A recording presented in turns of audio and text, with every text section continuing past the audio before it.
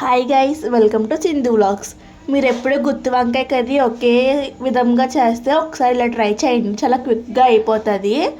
First అయితే mixie జార్లో 4 లవంగాలు, ఒక దాల్చిన చెక్క, ఒక అనాస పువ్వు, 2 మరాఠీ మొగ్గలు, 1 స్పూన్ నువ్వులు, 1/2 టీ స్పూన్ ధనియాలు, 1 టీ స్పూన్ అల్లం వెల్లుల్లి పేస్ట్, 3 టమాటాలు వేసి మెత్తగా పేస్ట్ చేసుకుని ఒక ప్లేట్లోకి వేసుకోవాలి.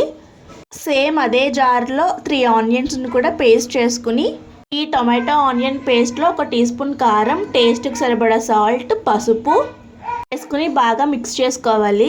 తర్వాత వంకాయల్ని ఇలా చూపిస్తున్నట్టుగా కట్ చేసుకుని ఆ పేస్ట్ని ఈ వంకాయల్లోకి స్టఫ్ చేయాలి. ఇప్పుడు కుక్కర్లో 3 టీ స్పూన్స్ ఆయిల్, 3 పచ్చిమిర్చి, కొంచెం కరివేపాకు వేసుకోవాలి.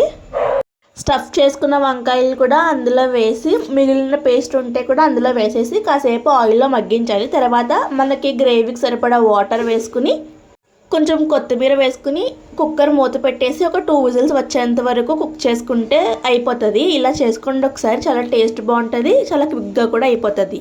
Please subscribe.